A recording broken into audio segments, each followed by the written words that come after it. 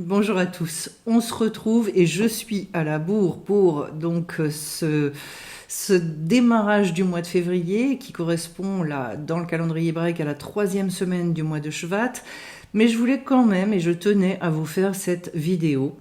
Et avant de démarrer sur ce que j'avais envie de vous dire, eh bien déjà de préciser, puisque vous savez que je m'inscris dans la tradition hébraïque, que cette tradition-là, elle est basée sur alors des choses qu'on peut considérer comme des histoires, et pourtant, on nous demande, en tout cas Dieu nous demande, de nous souvenir de ça et de le vivre véritablement comme quelque chose d'extrêmement euh, euh, plus que comment dire, c'est plus qu'une croyance, c'est de l'inscrire véritablement et d'aller chercher en quoi ça résonne dans nos vies et de croire dans le pshat, c'est-à-dire véritablement tout ce qu'on nous dit, d'imaginer, de se renforcer dans le fait que eh bien, tout ce qui s'est produit, c'est réellement produit, qu'il y a une symbolique derrière tout ça naturellement, mais qu'au-delà de la symbolique, eh bien effectivement, il y a eu une délivrance, il s'est passé quelque chose d'énorme, quelque chose de très très grand. Pourquoi est-ce que c'est important? C'est important parce que ça vient nourrir la confiance. Et aujourd'hui, on va parler de la confiance. On va parler non seulement de la confiance donc en Dieu, de la confiance dans le projet, pour ceux qui pensent qu'il y a véritablement un sens à cette vie et un véritable projet, et qu'effectivement, on va vers cette période de délivrance, mais également de la confiance en soi. À savoir que étant donné qui dit partenariat, dit qu'à un moment, il faut croire et en Dieu et en l'homme pour sa part et pour ce que lui a à réaliser, mais en tout cas qu'il y a plusieurs acteurs dans l'histoire.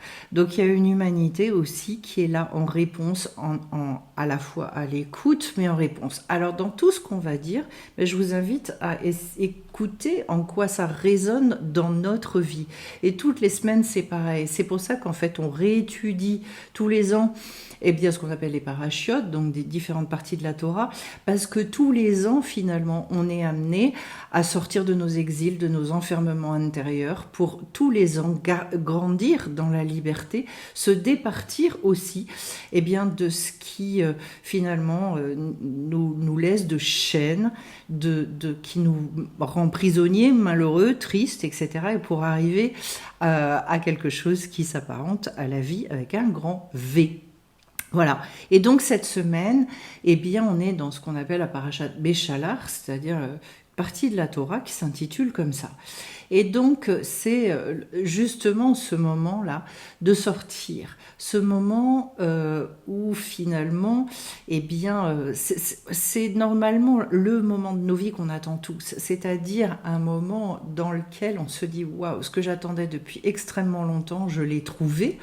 Je le vis, mais je le vis pas que dans ma tête, je le vis dans mon cœur, je le vis dans mes tripes, je le vis dans chaque cellule de mon être. C'est une espèce de conscience et c'est ce qu'on appelle le date, c'est-à-dire à un moment donné, je sais, ça y est, je suis en train c'est plus qu'une appréhension, c'est quelque chose d'intégré, c'est quelque chose d'intime, c'est quelque chose de puissant qui me met tellement en joie que d'ailleurs durant cette paracha, il y a ce qu'on appelle la Shiratayam, c'est-à-dire en fait le chant de la mer. Autrement dit, waouh, c'est une extase. En règle générale, et on peut imaginer d'ailleurs, par exemple les otages, le jour où on est libéré, qu'est-ce qu'ils ont pu ressentir à ce moment-là. Alors, c'est là qu'on se rend compte qu'il y a la libération physique et puis il y a aussi la libération dans le mental, la libération dans le cœur par rapport à toutes les souffrances dues à l'exil, dues à l'enfermement. C'est de tout ça en fait qu'il est question pour véritablement pouvoir exprimer tout ce qu'on est venu exprimer sur cette terre et pour réparer tout ce qu'on est venu réparer. Alors, sur quel point est-ce que je voulais insister concernant cette paracha et qui concerne notre semaine, c'est un aspect extrêmement fort dont parle Rabbi Nachman de Breslev, à savoir que justement ce qui a fait à un moment donné que cette délivrance, cette sortie s'est opérée et qu'elle s'est opérée avec moult miracles, avec des choses qui ont été extrêmement puissantes, très très fortes, à tel point que aux alentours 3300 ans plus tard, on continue à en parler, que ça continue à être célébré, eh bien, c'est tout simplement que les gens qui sont sortis, d'abord, il a fallu qu'ils croient dans ce projet-là. Donc, qu'ils croient dans Moïse, Moshe Rabbeinu, qui effectivement était là pour les guider, pour les sortir. Il y a cet aspect-là des choses. Mais les sages nous apprennent que 80% en fait des Hébreux sont restés en Égypte et ne sont pas sortis. Et donc, aujourd'hui, en fait, il est question justement de sortir, mais de sortir tout le monde. Donc, les Hébreux, également les nations, c'est-à-dire qu'à un moment donné, tout le monde va devoir comprendre qu'il y a ce projet, comprendre que on est amené à assumer cette liberté, à la vivre pleinement et à sortir de finalement tous ces encombrements. Qu'est-ce qui a été si important et pourquoi est-ce que ce qui s'est passé justement il y a plus de 3000 ans nous concerne aujourd'hui? Eh bien, c'est pour justement venir nous montrer que la véritable sortie, elle ne peut s'opérer qu'à partir du moment où l'être humain y croit aussi en lui-même. C'est-à-dire que lui, il a conscience qu'il y a du tov en lui, du bien, du bon. Comment est-ce que c'est possible quelque chose comme ça? C'est possible à partir du moment où on a cette conscience qu'effectivement on est une créature et qu'on a un créateur et que ce créateur, tout ce qu'il crée, c'est entièrement bon et que donc, effectivement, on est porteur de ce bon. Ça veut dire qu'en fait, il est question ici de croire en nous, il est question de s'appuyer sur nos origines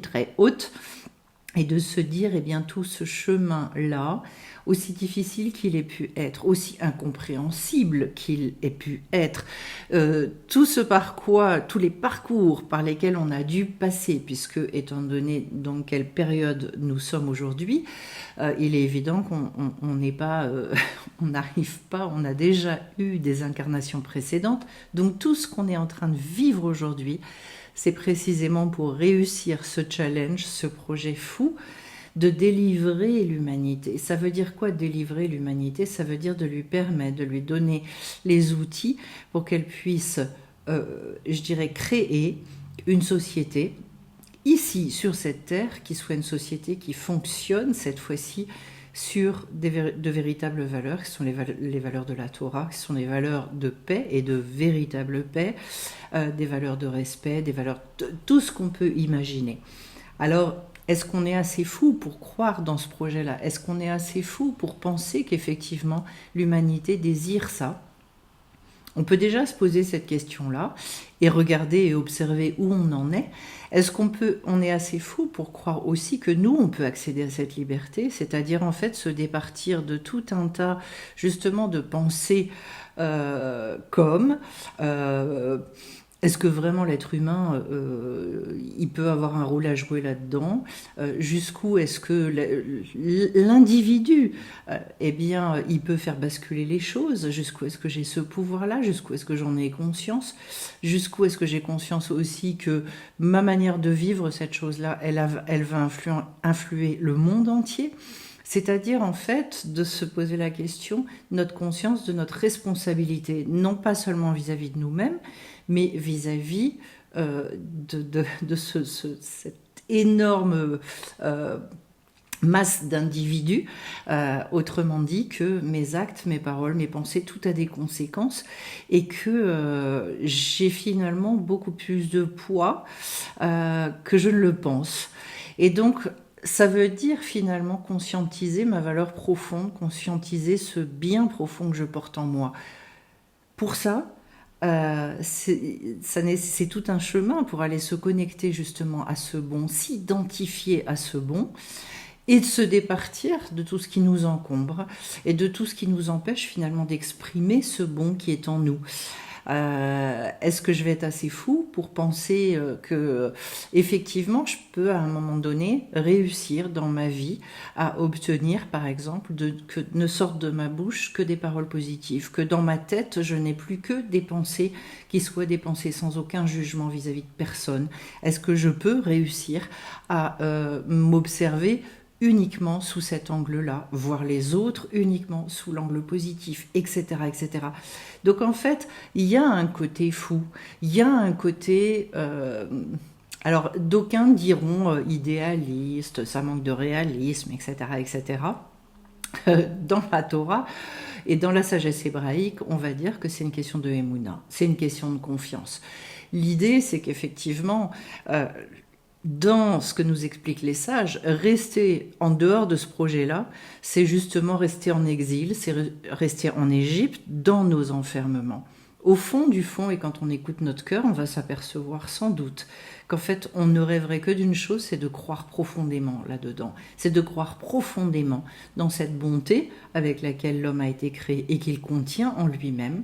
Mais jusqu'où est-ce que, eh bien, j'ai envie de m'inscrire là-dedans ? Alors vous savez, souvent je prends cette image-là et je dis souvent on a un pied dans une barque et un pied dans l'autre.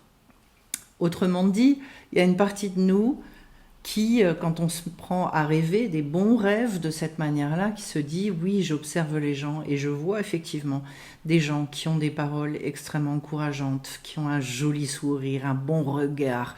On sent qu'en fait, il y a une bonté chez l'être humain, et puis il y a un pied chez moi peut-être qui est encore dans une autre barque et qui va regarder à une toute autre réalité entre guillemets et donc en fait à des perceptions qui sont d'un tout autre ordre. Et puis à un moment donné en fait je sens une dichotomie en moi et que d'oser, parce qu'en fait il faut un courage extraordinaire pour choisir entre les deux, et notamment choisir d'aller regarder du côté du bon, eh bien, oser ça va nécessiter déjà d'avoir confiance en moi, c'est-à-dire de me dire, ok, donc sur ce chemin-là, ça me paraît énorme, ça me paraît gigantesque, mais si on me dit, et c'est ce que viennent nous dire les sages, c'est ce que vient nous dire la Torah, eh bien, donc oui, ça existe vraiment. Est-ce que je vais accepter de rentrer là-dedans et de me dire... cette fois-ci, et quel que soit tout ce que ça va me demander de nettoyer, de réparer, toutes les choses que je vais devoir abandonner, des croyances, de ce que mes yeux par moments peuvent me montrer, mes yeux physiques, et de choisir un camp que je vais aller nourrir. Donc je vais faire grandir cet autre côté-là, qui va être le côté de la vie finalement. Alors, qu'est-ce qui se passe justement dans cette paracha ? Ce qui est très intéressant, c'est que juste après la traversée de la mer, donc en fait cette première sortie et cette première naissance, immédiatement après, eh bien, il y a un personnage dans la Torah qu'on appelle Amalek et qui attaque. Amalek, dans la Torah, on nous apprend que en fait, c'est un personnage dont le souvenir est amené à être effacé, puisqu'en fait, en valeur numérique, ce personnage-là, eh bien, ça a la même valeur numérique que le mot safek qui est le doute. C'est-à-dire qu'immédiatement après, quand on commence à se délivrer, à accepter de croire dans toute autre chose et de participer à sa propre délivrance, eh bien, il y a le doute qui s'instaure, c'est-à-dire... est-ce que oui, non, je rêve pas? Est-ce que véritablement on peut croire dans un projet pareil? Et donc là, il y a tout un autre combat qui arrive et qui est mené principalement, énormément par Moshe Rabbeinu, lui-même qui est resté libre durant sa vie, donc qui est ce guide-là vers véritablement la liberté, mais pas que. C'est-à-dire qu'il y a aussi une véritable bagarre qui se produit. Bon, toute une guerre dans laquelle je ne vais pas rentrer, mais en tout cas dont bien sûr les Hébreux vont être victorieux.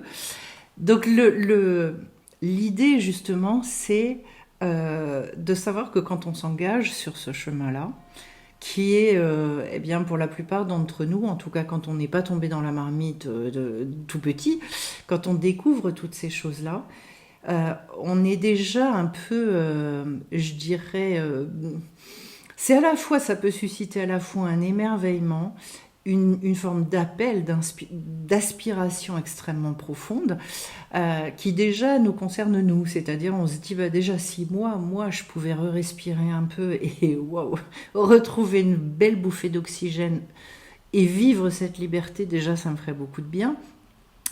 Quant à penser carrément à l'échelle de l'humanité, c'est encore un autre stade, mais c'est pas grave. C'est-à-dire, c'est déjà d'accepter de laisser cette graine-là, de lui donner de l'importance petit à petit.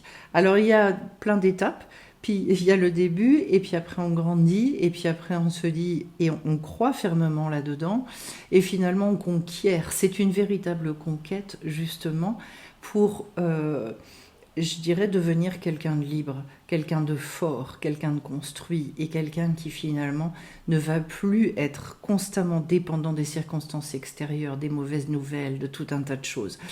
Et ça n'est pas une utopie, ça n'est pas quelque chose d'irréalisable dans la mesure où justement on ne fait pas ça seul. Il y a tout un tas de sages, mais il y a également plein d'âmes extraordinaires, d'hommes, de femmes, d'enfants qui ont un cœur et un cœur tellement pur, des aspirations tellement fortes, tellement puissantes, que finalement, le jour où tout le monde se réunit, on se rend compte qu'en fait, on a cette puissance de renverser, de provoquer finalement cette délivrance.